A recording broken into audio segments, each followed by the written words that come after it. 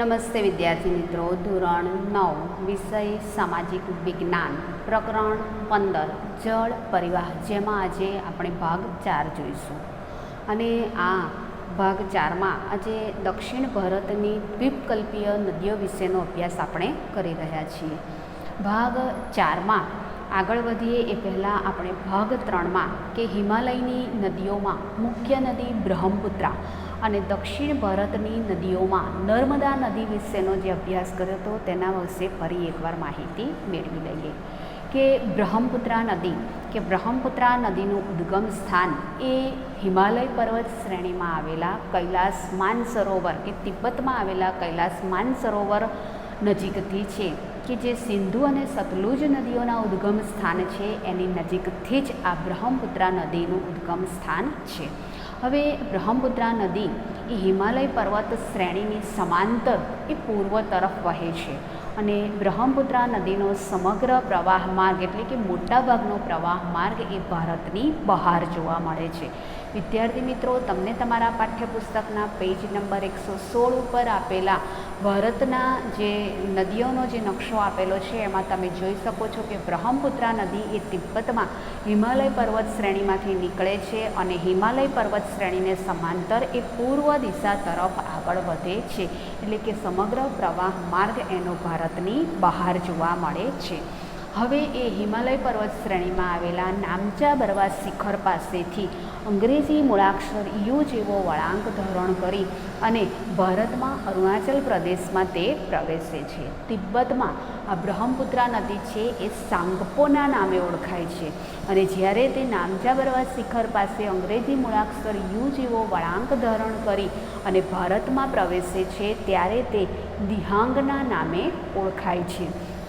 હવે અહીંયા તેને લોહિત અને કેનુલા જેવી શાખા નદીઓ મળે છે. અરુણાચલ પ્રદેશમાં તેને આ શાખા નદીઓ મળે છે અને આ સંયુક્ત નદીઓનો પ્રવાહ એ અસમમાં પ્રવેશે છે અને અસમમાં આ બ્રહ્મપુત્રા નદી એ ત્રણેય નદીઓનો સંયુક્ત પ્રવાહ એ બ્રહ્મપુત્રાના નામે ઓળખાય છે.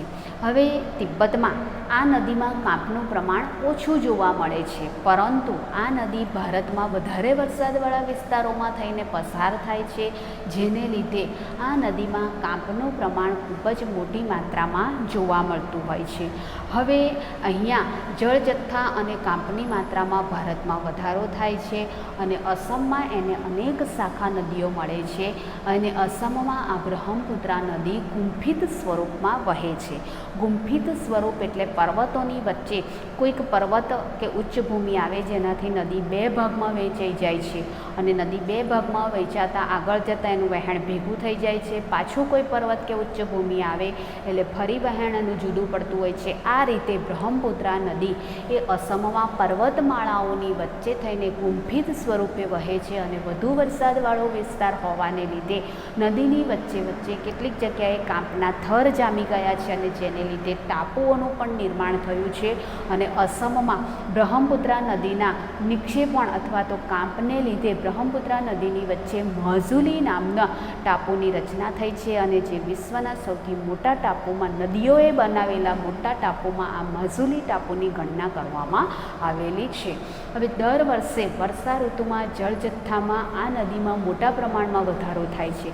પરિણામે અસમ અને બાંગ્લાદેશમાં વારંવાર આ નદીના પૂરથી ભારે વિનાશ સર્જાય છે કે ઉત્તર ભારતની બીજી નદીઓ કરતાં આ નદીમાં વિરોધાભાસ વધારે જોવા મળે છે. નદી પોતાની સાથે કે માટી, રેતી, કાંકરા, કાંપ વગેરે ઢસડીને લાવે છે અને ચોમાસા દરમિયાન વરસાદને કારણે અહીં વધારે માત્રામાં નિક્ષેપણ થાય છે અને જેને લીધે નદીમાં રેતીના પ્રમાણમાં વધારો થતો જાય છે અને નીચેની સપાટી ધીમે ધીમે પૂરાતી જઈ અને સપાટી ઊંચે ઉપર આવતી જાય છે, જેને લીધે આ નદીના પ્રવાહ માર્ગમાં વારંવાર પરિવર્તન આવે છે અને એની સાથે સાથે કે નદીનું પાણી છે કિનારાના ભાગો તરફ વધારે પડતું વહેતું હોય છે, જેને લીધે અસમની બ્રહ્મપુત્રા નદીમાં વારંવાર પૂર આવે છે અને અસમ અને બાંગ્લાદેશમાં ખૂબ મોટી માત્રામાં આ નદીના પૂરને લીધે નુકસાન થતું જોવા મળે છે.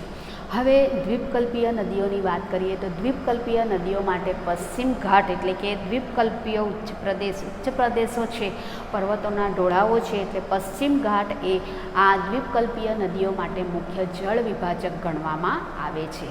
પશ્ચિમ ઘાટ દક્ષિણ ભારતના પશ્ચિમ કિનારાથી દક્ષિણથી ઉત્તર દિશામાં વ્યાપ્ત જોવા મળે છે. હવે દક્ષિણ ભારતની દ્વીપકલ્પીય નદીઓમાં મહાનદી, ગોદાવરી, કૃષ્ણા અને કાવેરી એ અહીંની મુખ્ય નદીઓ છે. હવે પશ્ચિમમાં પણ અનેક નદીઓ વહે છે, જેમાંથી નર્મદા અને તાપી આ બે જ મોટી નદીઓ છે એ અહીંયાથી પૂર્વથી વહી અને પશ્ચિમ તરફ અરબ સાગરને મળે છે. બાકીની દક્ષિણના દ્વીપકલ્પીય ઉચ્ચ પ્રદેશની મોટાભાગની નદીઓના ઉદ્ગમ સ્થાન પશ્ચિમ ઘાટમાં આવેલી પર્વત શ્રેણીઓમાં છે અને પશ્ચિમ તરફથી વહી અને તે પૂર્વ તરફ બંગાળાની ખાડીને મળે છે. તો દ્વીપકલ્પીય નદીઓમાં નર્મદા અને તાપી આ બે જ નદીઓ અરબ સાગરને મળે છે, બાકી મોટાભાગની નદીઓ એ બંગાળાની ખાડીને મળે છે. તો દક્ષિણ ભારતની દ્વીપકલ્પીય નદીઓમાં નર્મદા નદી વિશે પણ આપણે જોયું હતું કે નર્મદા નદીનું ઉદ્ગમ સ્થાન એ મધ્યપ્રદેશમાં આવેલા અમરકંટકના પહાડી ક્ષેત્રોમાં તળેટીમાં આવેલા અમરકંટક સરોવરમાંથી આ નર્મદા નદી નીકળે છે. નર્મદા નદી એ પશ્ચિમ બાજુએ એનું વહેણ છે. પશ્ચિમ બાજુએ એ ફાટ ખીણોમાં થઈને વહે છે, એટલે કે સાતપુડાની ટેકરીઓ જેવા પહાડી વિસ્તારોમાં થઈને એ વહે છે અને જબલપુરમાં ભેડાઘાટ પાસે એ સંગેમરમરના ખડકાળ વિસ્તારમાં થઈને વહે છે અને અહીંયા તે ઢોળાવોને કારણે તીવ્ર વેગથી વહે છે અને સાથે સાથે અહીંયા ધુઆધાર નામના જળધોધની પણ તે રચના કરે છે. હવે આ નદીની શાખા નદીઓની લંબાઈ વધારે નથી, એટલે કે નર્મદા નદીને અનેક શાખા નદીઓ મળે છે પણ તેની લંબાઈ 200 કિમી કરતાં વધારે નથી અને મોટાભાગની નદીઓ નર્મદા નદીને કાટખૂણે મળે છે.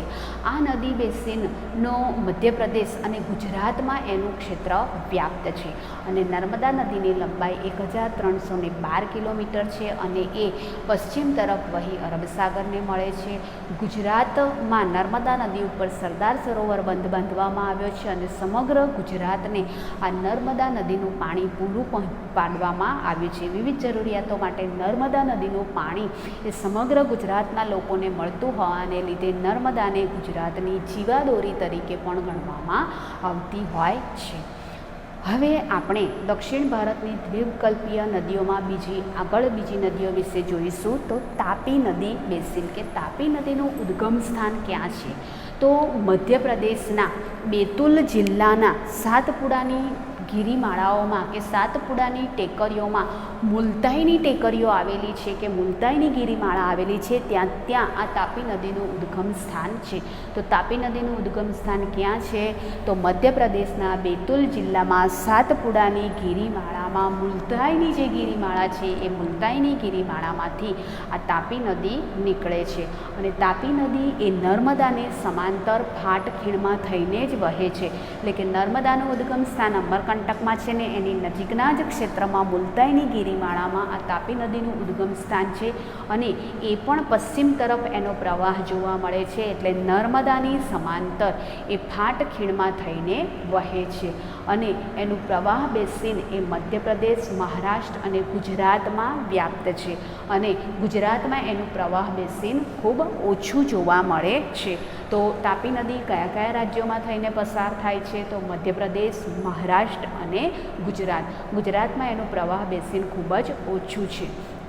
હવે અરબ સાગર તથા પશ્ચિમ ઘાટની વચ્ચે કિનારાનું સાંકડું મેદાન આવેલું છે અને અહીંની નદીઓની લંબાઈ એ ખૂબ જ ઓછી જોવા મળે છે કે અરબ સાગરને મળતી જે નદીઓ છે દ્વીપકલ્પીય નદીઓ એની લંબાઈ ખૂબ જ ઓછી છે અને પશ્ચિમ બાજુએથી વહેતી મુખ્ય નદીઓની લંબાઈ કરતાં આ લંબાઈ છે પૂર્વ તરફથી વહી પશ્ચિમ તરફ આવતી જે નદીઓ છે એની લંબાઈ ખૂબ જ ઓછી છે.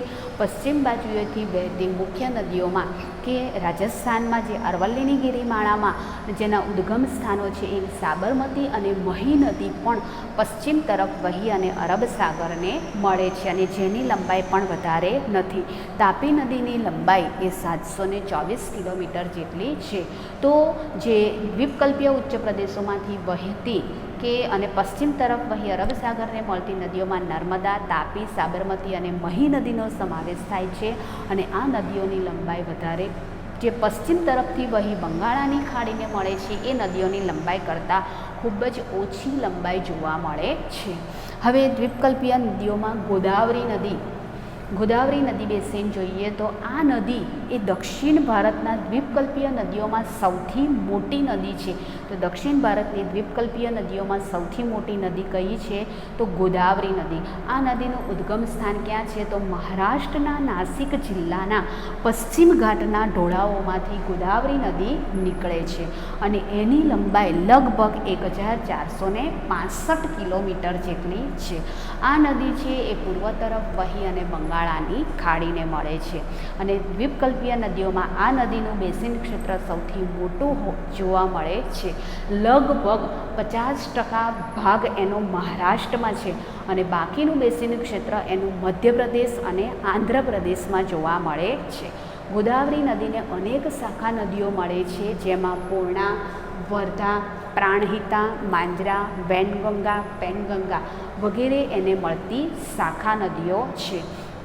હવે આ નદીનો ગોદાવરીનો પ્રવાહ માર્ગ લાંબો અને બેસિન ક્ષેત્ર વિસ્તૃત હોવાને લીધે આ નદીને દક્ષિણની ગંગા અથવા તો વૃદ્ધ ગંગા તરીકે પણ ઓળખવામાં આવે છે.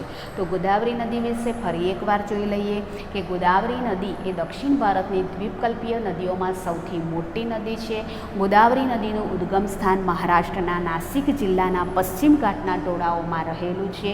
ગોદાવરી નદી એ પૂર્વ તરફ વહી અને બંગાળાની ખાડીને મળે છે. ગોદાવરી નદીની લંબાઈ 1465 કિલોમીટર જેટલી છે અને દક્ષિણ ભારતની દ્વીપકલ્પીય નદીઓમાં તેનું બેસિન ક્ષેત્ર એટલે કે આ નદીમાં જળજથ્થાનું પ્રમાણ સૌથી વધારે જોવા મળે છે.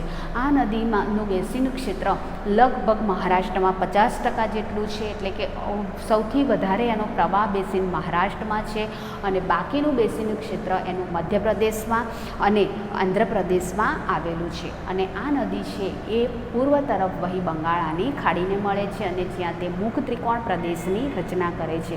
ગોદાવરી નદીને અનેક શાખા પ્રશાખા નદીઓ મળે છે, જેમાં પૂર્ણા, વર્ધા, પ્રાણહિતા, માંજરા, વેનગંગા અને પેનગંગા એ ગોદાવરી નદીને મળતી મુખ્ય નદીઓ છે. દક્ષિણ ભારતીય દ્વીપકલ્પીય નદીઓમાં ગોદાવરી નદીનું પ્રવાહ બેસિન એ વિસ્તૃત છે અને એની લંબાઈ પણ વધારે છે, જેને લીધે ગોદાવરી નદીને દક્ષિણની ગંગા અથવા તો વૃદ્ધ ગંગા તરીકે ઓળખવામાં આવે છે.